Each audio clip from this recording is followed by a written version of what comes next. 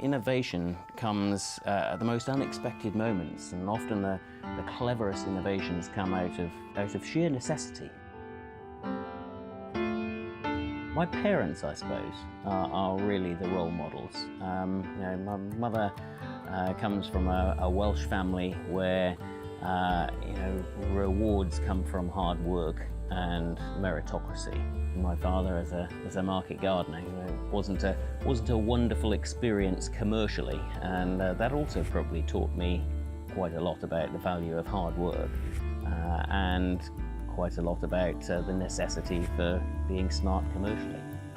I favoured the sciences at school, and I was fascinated by the natural world around us, and so really I was quite keen on finding a job which would enable me to be a captain of industry one day, but be involved in elegant designs. I often liken engineering and what we do as engineers with what Mother Nature does as an engineer, and I think Mother Nature is a fantastic engineer and comes up with some really elegant solutions. The sort of slight quirkiness but hidden elegance of the ARM design seduced me, and that's really what got me into ARM.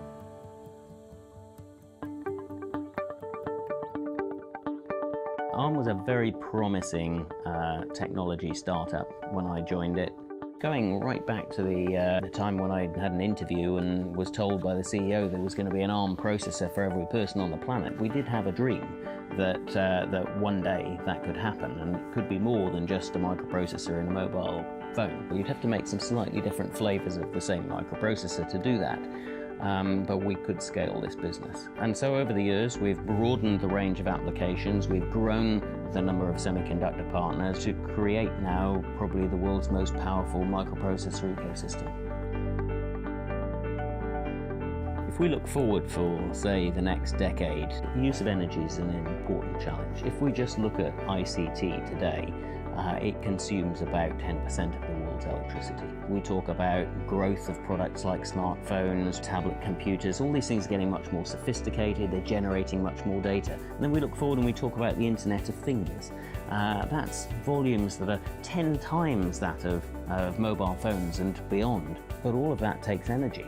And if we don't change the way that we design the products that process that data, transmit that data, we won't be able to afford the electricity to run the ICT.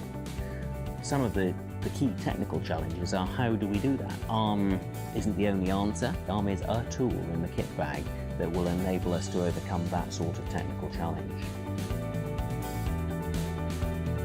I think engineering is about making nature do things for us for the benefit of people. So technology should be our slave rather than the other way around.